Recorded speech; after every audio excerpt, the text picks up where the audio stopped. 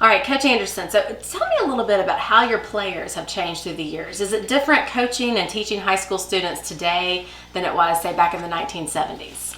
Well, the biggest difference, the kids are still kids, and they're looking to be a part of something bigger than themselves, and they want to be a part of a group. But there are a lot of things that have changed. The biggest thing change is technology.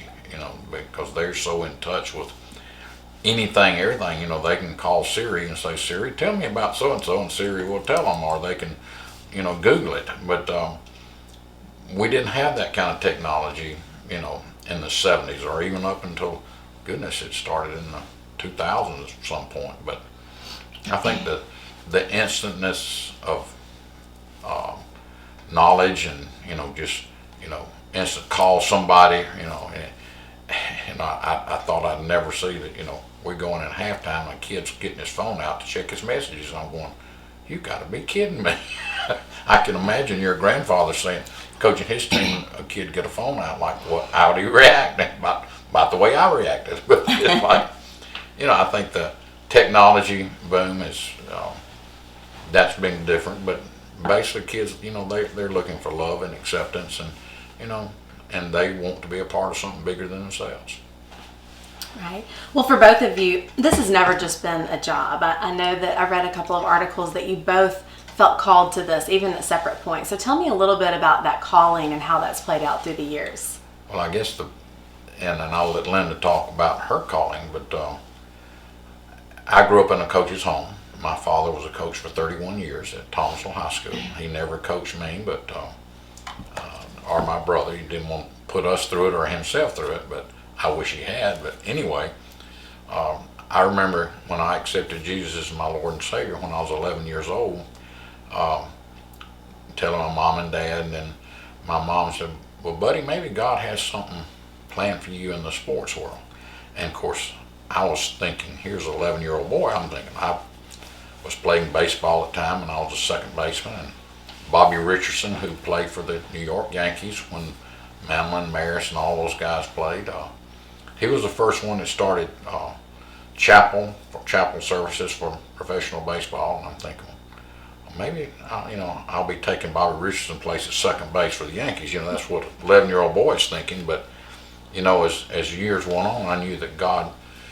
I kept praying, God, what do you want me to do with my life? And I remember the night. It was on January 12th, 1968.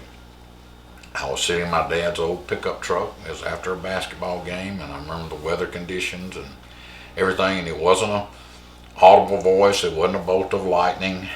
But God spoke to my heart and said, I want you to be a high school Christian coach.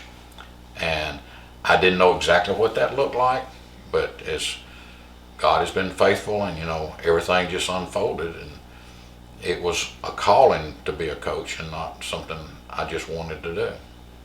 Right. Miss Linda, you felt called as well a little bit later. Can you tell us about that? Well, first of all, when I was a teenager, we lived in Aniana, Alabama, and a very small church, and I always loved church. Loved being there. We had 2-week revivals, but there was a time in my calling, I would say, God gently called me along, but it was at that revival that I walked to the front because God is saying, I have something very important for you to do. That was it. I walked to the front. The preacher's going, too bad your parents aren't here. I said, my parents don't need to be here. This is me and God. So I just need to make this commitment that I am listening to what this might be. Then on through the years, Buddy and I fell in love within 8 weeks. He asked me to marry him. We did wait till the end of our schooling at Sanford, but I knew I knew then what his calling was, and I've loved football since I was 5 years old. I remember Legion Field and standing up on those benches like, I was so big and I want to be a part of this, but that had nothing to do with it. But on through the years, when we married, and I was with Buddy, but I didn't know my part at that point.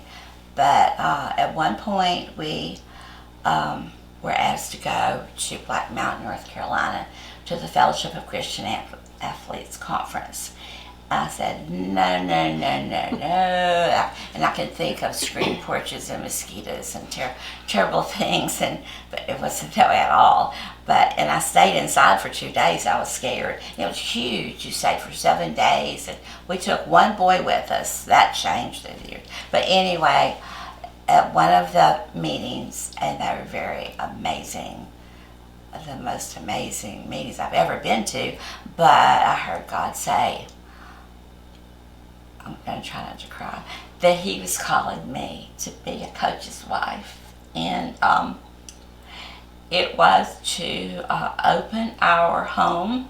I was to open our home to athletes, to make cookies, to, in every way I could, make them feel a part of what we were doing, and that we were together in this, and that I think that was the moment I knew that, yes, I was called also to be a coach's wife. Yes, ma'am, and it is a calling. I know just from personal experience in my own family that coaches don't get to where Coach Anderson has gotten to without a good wife by their side, a cheerleader all along the way. So tell me a little bit, what do you feel like it takes to be a coach's wife, and what advice would you give to young coaches' wives? I had a coach's wife come to me at church one day, and she said, tell me how to be a coach's wife and love it. I said, I can't do that. I can only tell you that, it threw me, because no one's ever asked me such a thing. The reason I can't answer it, because it is a calling, and it's not a job. If it is a job, it is the hardest job in the world. You will not eat dinner together most of the time. When you have children, you will feed them at 6, put them to bed. There's their own. It is very a day by day thing that you do. I think our family grew exponentially with boys. There's no telling how many sons I have. 3 daughters and how many sons. But it is not anything predictable. We would go to the games. We would you go to the games. You sit. I had certain traditions. We built traditions together. A kiss right before the game, and at 3 minutes till, I met him in the middle of the field, win or lose. It's what we did together. And the only thing I could say to a wife, someone who's marrying a coach, is expect the unexpected, because there's going to be heartbreak. There's going to be losses. There are going to be wins. And they're both, they're unpredictable at times. And you might not win a state championship that year, but that year might be the greatest year of your life. You don't know. It's just, am I answering this right at all? No, you're doing great. It's hard to answer that question. Are you ready to, are you ready to be, it's totally unexpected. You can't, there's no predictability to it. You can't sit down and eat at the same time. So what do? Eat at the 50-yard line. I think that'd be a great restaurant's name, the 50-yard line. Anyway, you think of ways that you can be together, but it's not at all like what you dreamed of as a young girl. It's totally different. To me, it's the greatest ride of my life. I've loved every minute of it. And that old song, if I could just go back and do it all over again, that's how I feel every moment of it. And it might not be for some people. And I think a young coach's wife would really need to talk maybe to someone who has been here and know what it's like, because it's not it might not be what they thought it might be. It's not. It's not the little picket fence with the little. It's not. It's just different. Right. And Coach Anderson, what advice would you give to a young coach just starting out in the profession? It's as far as building on what Linda said. I think, and of course, her testimony about when we went to that FCA camp. It was after our first year of coaching, and I can remember the first year of coaching. And here again, you fall in love, and you don't, just figure all this is going to fall in place. But all I can say is God was in charge of it all, because I know we were married that first year, and of course we were living in a little house in Cobble Heights. It's still there, but there was no microwave oven. Nothing was instant, and she was a great cook, and she would make a meal, and I was coaching football, and I'd be coming home late, and she'd stay up, and then she'd get it out and warm it up, and we'd sit there and eat this great meal. Then by winter I was coaching wrestling, junior high wrestling, and same situation. I'd come in late, and she said, well, you need to go warm it up, it's there. And so then by spring I was coaching baseball, and she said, it's every man for himself, and you're the only man in this house, so you go fix what you want. And I'm just being honest, I don't, as much as we loved you, I think it'd been real hard for our marriage to have made it, had it not been for God calling her to be a coach's wife when we went to Black Mountain. And she told me, and I can still remember that, just like I remember the night God called me, that when he called her, it just kind of solidified our marriage. And not that it was always going to be easy, because it wasn't. It wasn't going to be perfect, because it wasn't. But we were perfectly called. And it's basically, a calling is just so much different. Statement. I like that. It's so different from just an occupation. That's right. Well, speaking of your marriage, I've heard that you have some unique ways of keeping your marriage strong during the rigors of football season. Tell me a few of those. Well, this would be from the coaching standpoint. She would go to as many of our activities as we could, and I was coaching wrestling. She changed diapers on wrestling mats, and our daughter said, "Oh, really? Did you do that, Mom?" And the bleachers at in the gymnasium and things like that. But here again, one unique thing is, and she's got some I know that she would like to tell, but when we were living in River Chase, after we'd lived in Cobble Heights, we had children, and they were little, and she would fix their dinner and have them all ready for bed and everything, and I would come in, and back then it was 16 millimeter film you watch, and she'd wait for me to help put them to bed, and they would come, about tackle me around my leg, glad to see me, and I'd go set up the film, and I'd start watching the film, and no sooner, and they'd be sitting in my lap, and no sooner than I start the film, they'd go to sleep, one at a time, and I'd take them and put them in their bed. And it's something about the sound of that projector, just a humming and back and forth. And of course, young coaches today wouldn't have a clue about that, because everything's on a computer, but the humming, and they said, "Oh, that was the best sleep." So I would take them and put them to sleep, things like that. And we still had those, little things that we look forward, and our girls look forward to. Now, she can tell you some other things, but our family was a priority, and I guess if I had a lot of, guilt of not being around as much as I would like to have been around them growing up, and of course all three have told us, Dad, we wouldn't have had it any other way. We loved everything we did, and so that's just one side of it as far as our family. Of course, we went to Black Mountain to this FCA camp. They grew up there. They, from the time they were, when she was pregnant with Lindsay, she was 7 months pregnant, 8 months pregnant with Lindsay. We went up there, so they've all been up there in the womb. So so they grew up there, and if you gave them a choice of of going to the beach for a week or going to the mountains, Black Mountain for a week, they'd take Black Mountain anytime. It was wonderful. Well, Miss Linda, tell me about these 50-yard line dinners, and then also your Friday night walks around the field.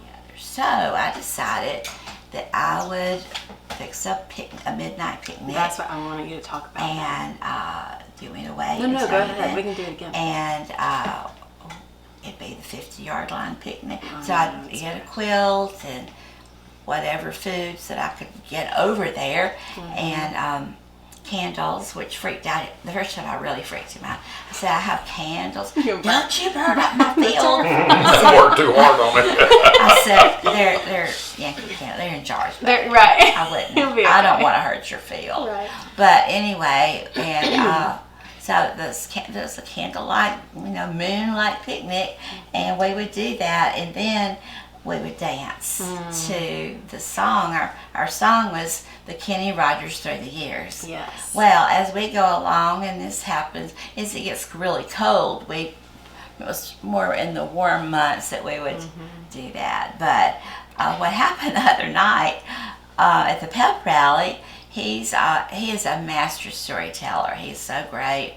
So, but he called the family down, and we all came. He caught me kind of close to him, and so he's telling a lot of stories, a lot of things that would take you a very long interview to understand all the ins and outs of his storytelling, things that have happened. The reason I want to write a book, a lot of things, and he talked about being a coach's wife and what that meant, what that entailed. That's not always easy because I'm up there hearing but I always took care of that some way.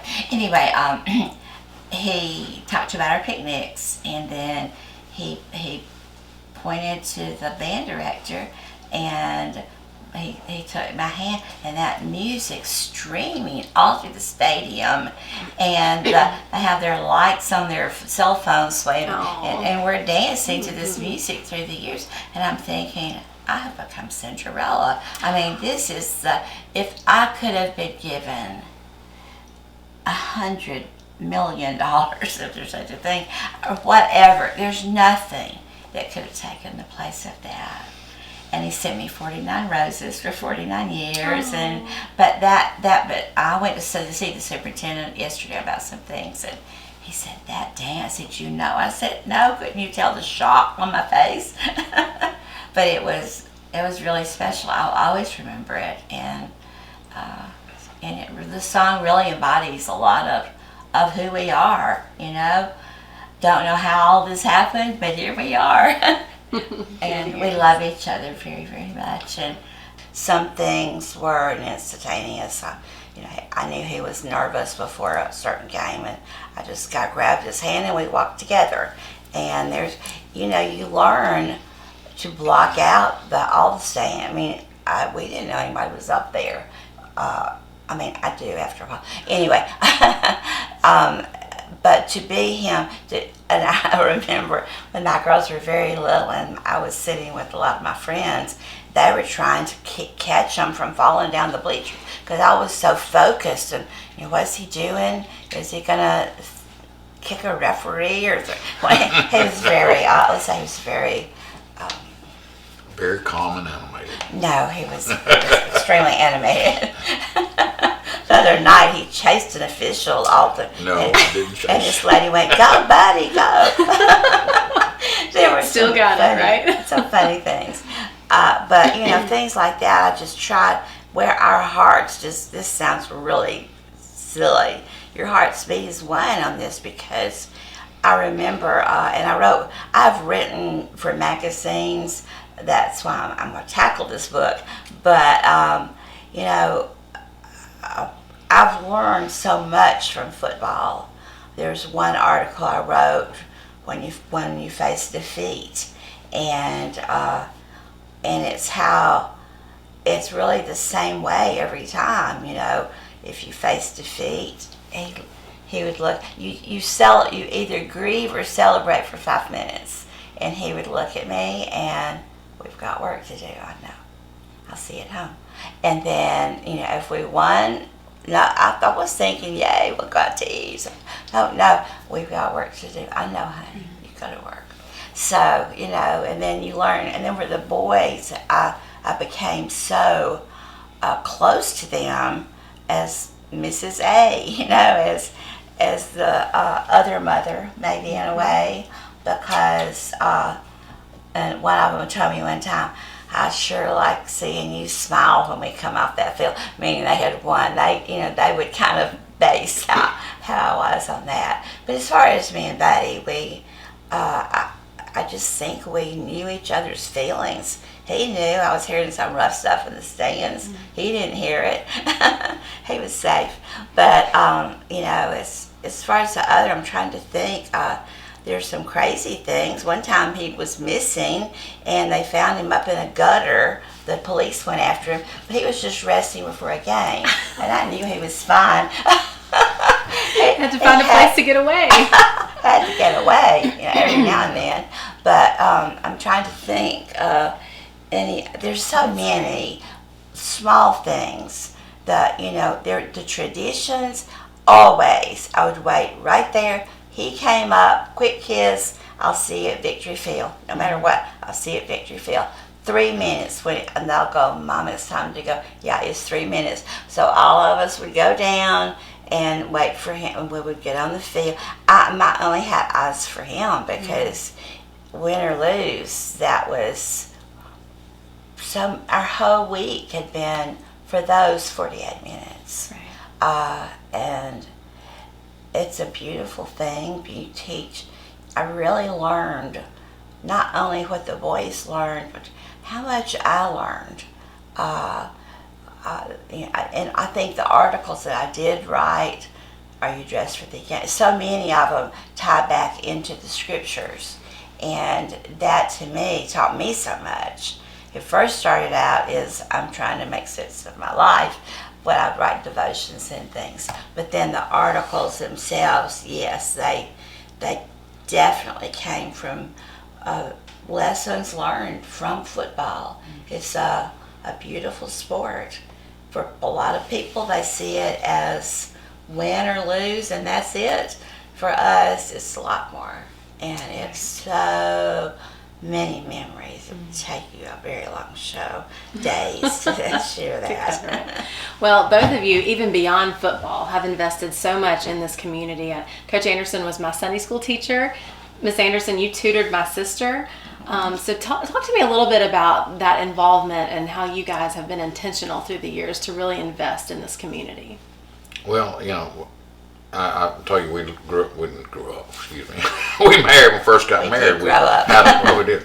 But we had a house in Cahaba Heights, and we lived there about 5 years, and then we moved to River Chase when River Chase was just opening up.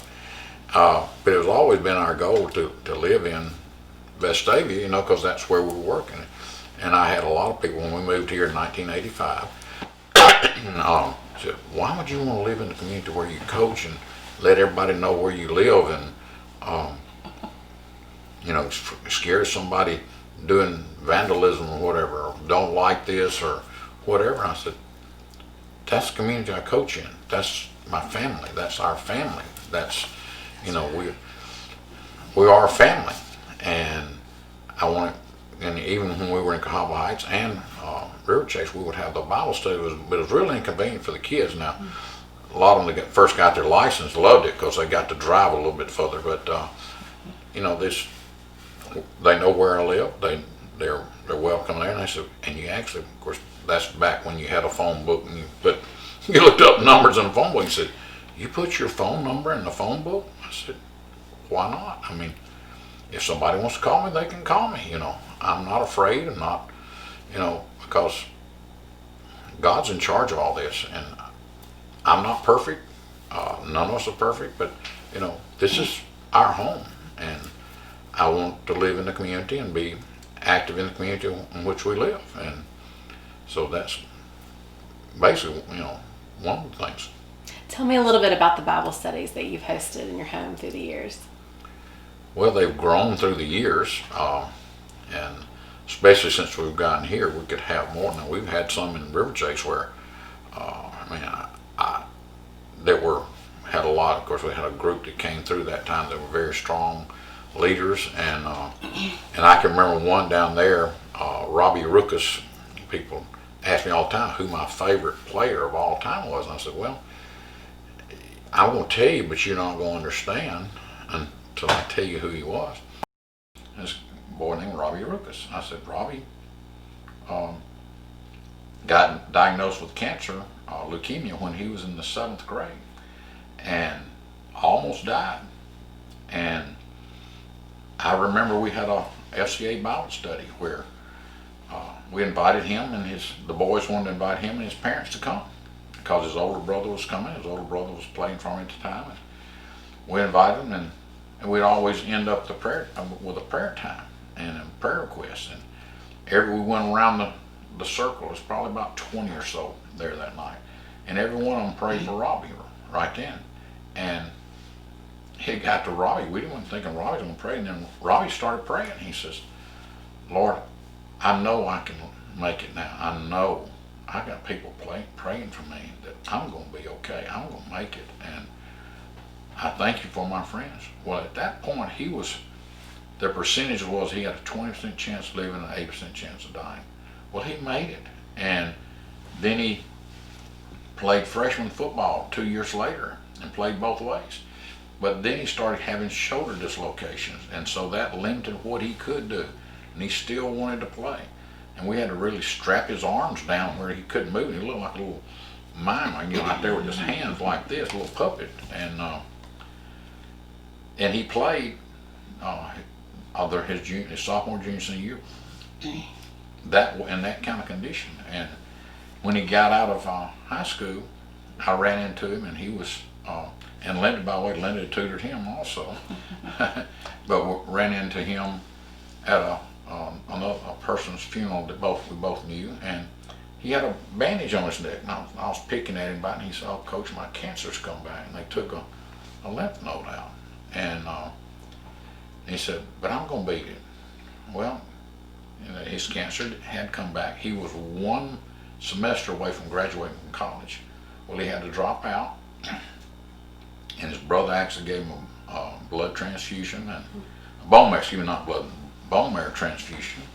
And this was when he was probably in his early 20s. Well, it came back several times, and I know it came back again. They had to amputate his leg because it had come back bone cancer.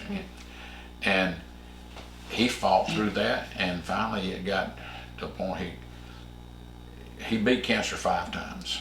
Wow. And he had his attitude was just, I'm going to make it. And finally, about the 5th or 6th time, it finally took his life. And so people asked me, "Who's your favorite player?" I said, "Robbie Ruckus." I said, "Nobody went through more than he did."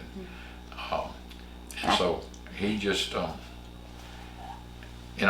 that Bible study, that reminded. But then we've had them in here. We've had them all the way up the steps, all the way around 50. on the floor. We've had 50 at times, and they come and they the food is pizza. They'll pick up the pizza that coaches ordered. I make the cookies, usually 4 trays it takes to feed that many. Lemonade, and it's just been toward the end, one of the boys, and he was thinking about retirement, one of the boys stuck his head, "Hey Coach, when's FCA?" That was what was on their mind. When do we get to start FCA? Right in the middle of this virus. And I would say, this was one thing that brought us so close together, because I could be a part of it. I felt it should be the boy. Now the boys led it. It's usually seniors. Those 2 chairs were the leaders, and Buddy would be here if he needed to bring into something like that. And they were fervent prayer warriors. And as he was talking about Robbie, there was Phyllis Collier's grandson, Rucker, 4 years old, diagnosed with cancer, and they started praying for Rucker, and it was constant. It was just, but we didn't even ask him. It was they bring Rucker up for 2 years, and with the time he did die, and Buddy told them, they wept openly in that locker room, and they have a heart for people, which is what our school has. But to be here, to be in our home, to be studying God's Word, and we had Bibles, many Bibles from FCA we brought back. But so to get to, and they would talk to me privately sometimes, but normally it was just they'd kid around and let's have a movie night. Let's, that whatever it was, they were here in our home. They knew we loved them. And the only funny thing I'll throw in about Robbie is for my third child, I knew when she was supposed to come, nobody else believed it. But my water broke, mother got the other girls, and we get in the car, and I said, buddy, where are we going? We're going to the hospital, aren't we? I just need to stop by the locker room.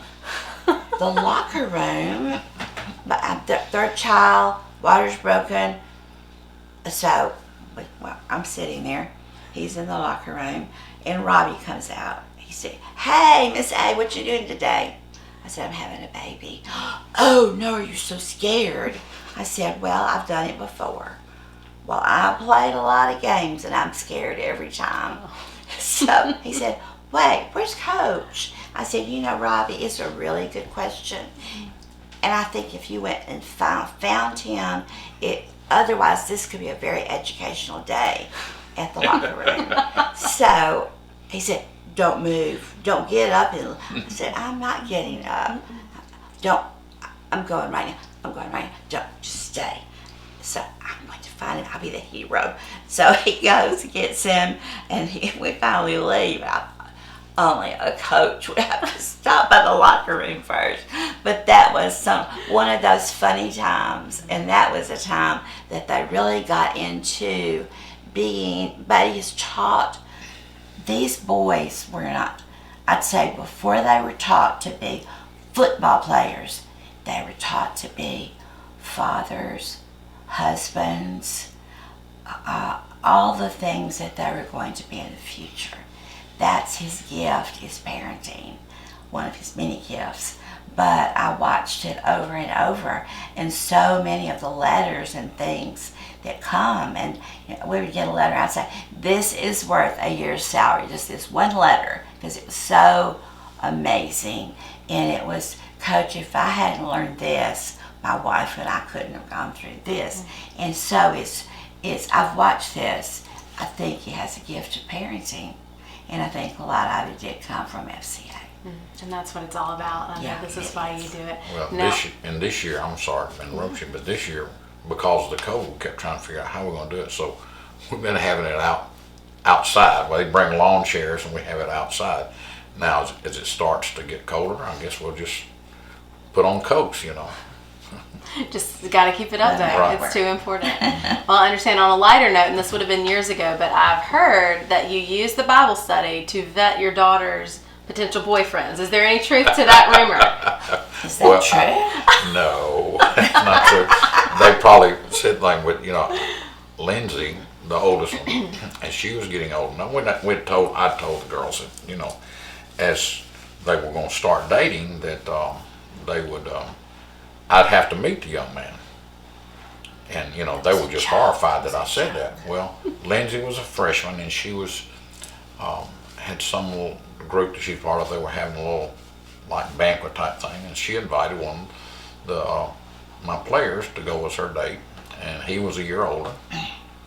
And so she told us about it. I said, well, I've got to talk. She said, Dad, you know him. You coached him. I said, well, still, I need to talk to him about my expectations. Dad. And so Lindsay, at that time, and she's not that way much now, but at that time, she was kind of laid back, not necessarily the most prompt person, and, about being ready. And so the doorbell rings, and I'm going to the door. And she passes me. She run down the step and passes me. And before I could open the door to let him in, she's going out the door and says, bye, Dad. She beat you to it. She beat me to it. So, but, I know we were at FCA camp one year, and so several of the, Abby and Stacy, and probably Lindsay too, were all sitting up there in this big front porch of this place. This in story is just Rockingham. Abby, though. It was This Abby. was just Abby. And a bunch of her friends were on the trip, and these boys from different parts of the country were coming up and sitting down beside her to, to talk to her. And here, my players, they go and they pick up the chairs these kids are sitting in and move them and move their chairs. And They moved Abby all the way across. They did not want her talking. They became protectors. Right. So therefore, if they did date, because one of them said, "Can you imagine dating Coach's daughter? Think about that long, long sidewalk to that front door. That might be scary." So even though there might not have been that, they protected them, and that was a great feeling. Right. Really a family. That's neat. Well, Coach Anderson, everyone wants to know, what will you do in retirement? well, I've got things, God has a plan, still has a plan.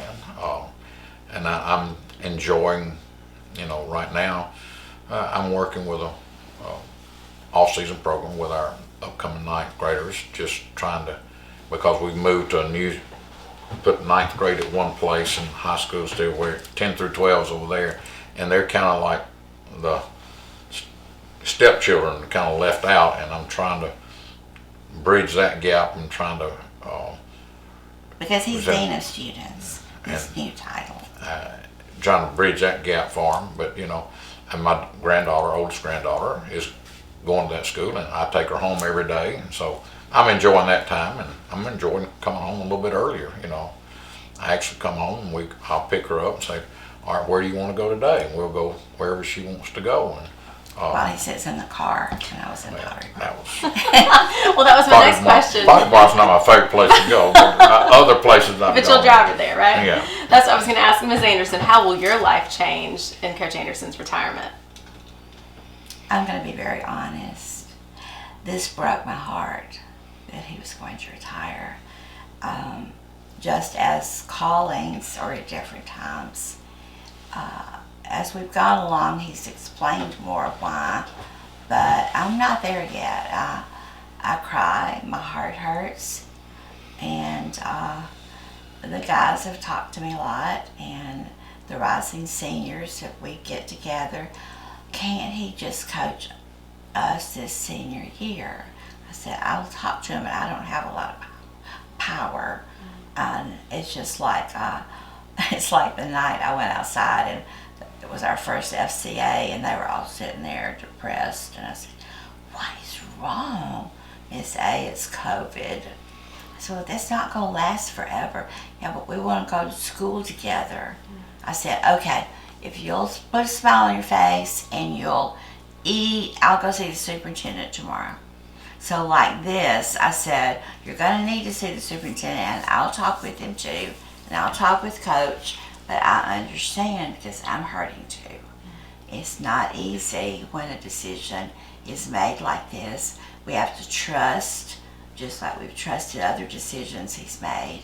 How is my life going to change? I don't know yet, because I think we're just like learning to be a coach's wife in the way that we did all that we did, traditions or whatnot. I think that it'll be the same thing. We're going to have to feel our way along because we went straight from the "I do take you to be my husband" to the high school.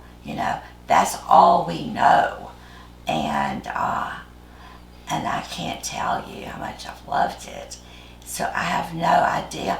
I know God would not place him or call him or put him in a place that was not the right place. I just don't understand why I'm not feeling that yet. But I know I will, because I trust him. He's wise.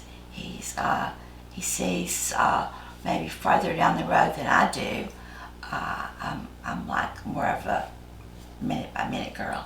Well, I want you to both answer. I'm sorry. Well, I'm at peace with the whole thing, and it's I know I'll miss some things. There's some things I already missed, but some things I won't miss. But no, God has a plan. Still working with young people, and still, I don't know if it's, and like I enjoyed when I was your son's. I used to enjoy teaching the Sunday school. And I'm going to ask you a question here. What lesson do you ever remember that I taught you? Not just kidding. I have an answer. Okay, well, anyway, because God has a plan. No, whether it's no matter what, that I'll still be working with young people. It won't be coaching, but it'll be working with young people. And we could tutor again. The reason tutoring stopped was because of COVID. We both had it. I didn't know I had it. He said, "We've got to go." I said, "Where are we going?" "To be tested." I said, "For what?" "For COVID." I said, "I don't have it." Well, I did, but I didn't know I had it, and we were very fortunate to have blood cases, but it was that kind of thing that he could see farther ahead. Of course, a lot of his players had it. He probably got it there, but I don't know where I was going with this, but there is the opportunity to tutor. We have had calls. The writing, I am interested in that, and I think it's exciting to know what God might have in store. I don't know. Right. Well, I want you to both answer this question, but what do you see as the greatest challenge and then also the greatest accomplishment over the past 50 years? Oh my goodness. Greatest challenge? Well, first off, when it is like, and we'd have to have a long time to sit down and go through how everything fell in place to where I came to Vestavia and how everything worked out, and just there's a lot of things that happened. But I never dreamed I'd be at Vestavia for 49 years. I thought I'd be there 5, maybe 10 years, and then go be somewhere else. I never dreamed that, and but I guess the biggest thing looking back is how I was able to go 49 years at one place, and and to me it was, in some ways, it's just something, God's calling for every year of my life for those 49 years, and I think the biggest thing is just how, raising a family, being a husband, and all those everyday challenges that, God puts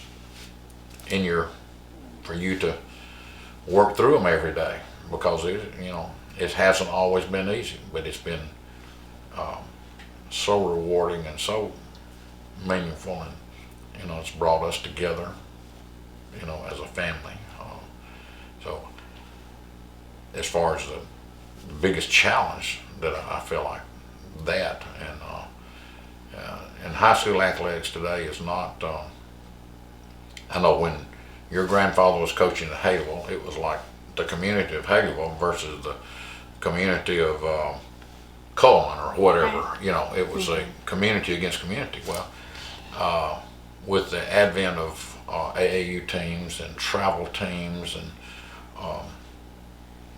that is taken away from that community, because all of a sudden these kids are playing with one another on these travel teams, whether it be softball or volleyball or baseball, and they're even doing 7-on-7 football some places, and they say, well, hey, let's play together in high school. Well, that takes away from the community aspect.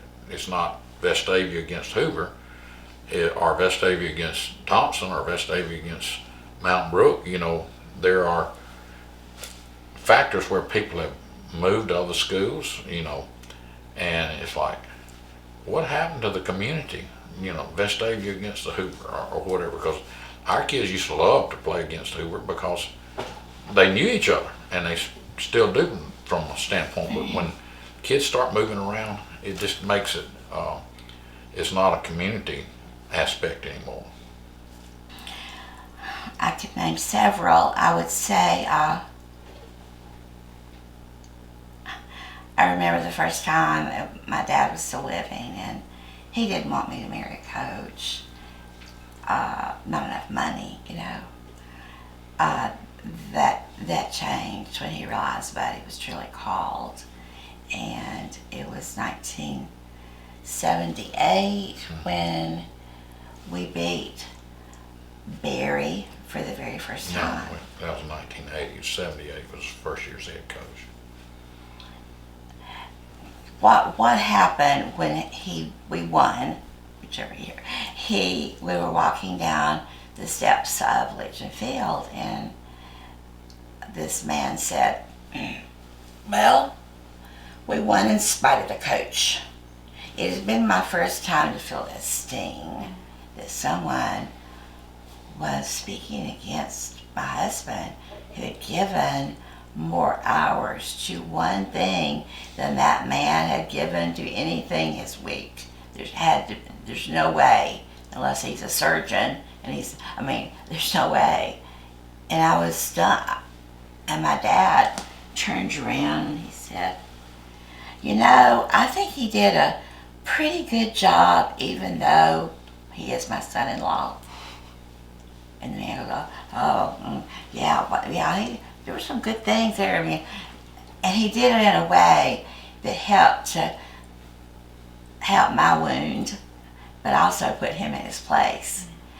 And I, through the years, have not always done as well. Now, some coaches' wives would sit down in the apron, the apron of our home field, where they're totally away. I felt like I had to be, no matter what was said, I needed to be part of the community and needed to be there. And yes, it hurts sometimes. Now, I did learn to turn around and look someone so deeply into their eyes that they had to look down. But that, to know that you haven't seen your husband almost for days. He would come home to sleep, but for days, and for someone to have the audacity to judge that effort that he's made with children and their children. These rising seniors are children. That, I'd say, is probably one of the greatest challenges for me. The greatest accomplishment for us together has been, win or lose, we have celebrated with our guys to be winners, that we would always meet in the center of the field. They would lead in the Lord's Prayer, that Christ is always the center of win or lose. He's the center, and that those guys know we love the Lord. Most of them, but they do. They just, that they do. I think for Vestavia itself, some people may not notice this, but that we still sing the alma mater. The flag is raised. The only school, and I've watched this the last 2 or 3 years, only school I know that fourth quarter everyone stands and the flag is lowered. And I think to still bring celebration, reverence, whatever we call it, to our country's flag, with all that's going on, all that has gone on, our men and women who fought. We have boys who we don't know all their situations, but I think to honor all of them in different ways is a challenge, to see each of them as a group, but as individuals. Yes. Well, last question. Well, I got one. Oh, go ahead. Sure. There's people have always said, Coach, it must be great coaching teenagers, and have a chance to mold their life, and just the joy of that. So well, yeah, it is. I said, but you got to keep in perspective they're teenagers. And he said, what do you mean? I said, well, how would you? I said, I had one time we were getting ready to play a game, and Boyd had been on a starting tailback for 2 years, and this is the 10th game of his second year, and we're out there warming up, and he's like a deer in headlights. We know he's somewhere else, his mind's somewhere else. And so I asked our running back coach, so what's the matter with him? Oh, Coach, I don't know. And we asked some of the kids, what's the matter? Oh, Coach, we don't know. So I'm down talking to the team. We're getting ready to go on the field, and we were playing Homewood that time. This was when they had their run of being real good through the years and winning the state about several times, and I felt like we had a good chance to beat them because we were finally catching up with them talent-wise, and so I told our running back coach, Coach Smith, I said, Greg Smith, I said, Greg, take him outside and find out what's going on. Something's going on. So Greg takes him outside and says, what's the matter? Nothing, Coach, nothing. I said, wait a minute, I know you, something's wrong with you. What's going on? Big old crocodile tears start coming out of his eyes. He said, my girlfriend broke up with me, is not going to the homecoming dance with me. So I said, to answer your question, how would you like to know your livelihood depending on what teenagers are thinking? I never thought about it that way. That would be a challenge. Yeah, so it's like, And to not blow that off, that's serious. Teenagers are teenagers. And I saw his girlfriend next week and I said, listen, it's your business whether y'all date or not. I said, but how about waiting until Saturday to break up with, not on Friday? Work on that timing. That's great. Well, if we could rewind to 49 years ago, do you think you'd take the same path if you had it to do over again? Most definitely. Absolutely. I would not change 1 minute. And here, Unless there was a crisis. There was a death of Jabbo Wagner's son, and he had been the leader of that first winning team. And there is a oak tree planted that Buddy there were these trucks coming through. They were going to uproot that because it was an easier. And Buddy was, I think he slept under the tree. No, nothing was going to move that tree.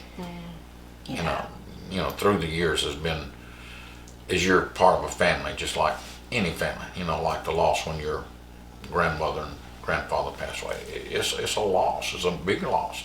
I've had players that have passed away, and it's part of being a part of the community. I've got grandparents, parents that have passed away, siblings that have passed away, and being there for them through those times. And so it is a community feeling of, that when one's hurting, we're all hurting. That's very well put. That's true. Yes, very much That's so. true. And you guys are beautiful examples of that. And I can't thank you enough, having grown up in this community under your leadership and to watch your example and just listening to you talk. What I keep thinking of is, that goal that we all go for is to hear the Lord say, well done, good and faithful servant. And I know you will hear that from him one day. And here on earth, I know that you're hearing that from this community as well. So thank you. Thank you so much. We've been very blessed. God is good. God has blessed us very richly. Yes. Well, thank you. And thank you for this opportunity to talk with you today. Well, thank you.